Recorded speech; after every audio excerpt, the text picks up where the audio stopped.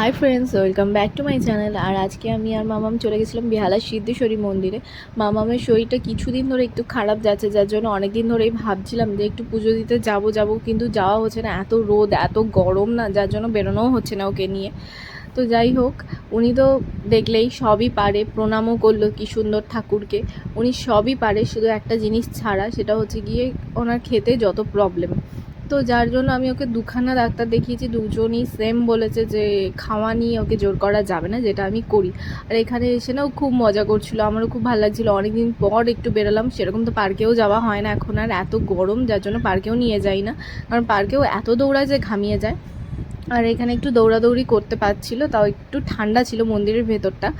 আর ও অনেক দৌড়াদৌড়ি করছিল, সবার সাথে গল্প করছিল, মানে সবাই এসে ওকে প্রসাদ দিচ্ছিল, লাড্ডু দিচ্ছিল, একটু খেয়ে আবার আমাকে দিয়ে দিচ্ছিল, চকলেট দিচ্ছিল।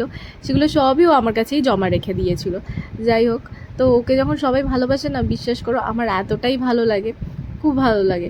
সেখানে আবার কিছু কিছু মানুষ আছে যারা আমার মেয়েকে নিয়ে আলোচনায়ও বসে, যেমন আমার মেয়েকে কীরকম দেখতে, আমার মেয়েকে খুব খারাপ দেখতে নাকি। যাই হোক, আমার কাছে তো আমার মেয়ে থেকে সুন্দর আর কিছু মেয়ে, আমার মেয়ে কেন, আর সব বাচ্চাই সুন্দর, ঠিক আছে। বাচ্চা থেকে সুন্দর কোনো কিছুই হয় না, বাচ্চা আর ফুল এই দুটো হচ্ছে কি আমার কাছে অন্তত খুবই সুন্দর জিনিস।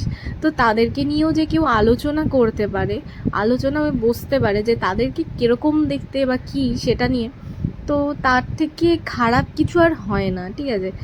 তো যাই হোক, তো আমার প্রেগনেন্সির টাইম থেকে আমি এই জিনিসগুলোকে না সহ্য করে আসছি।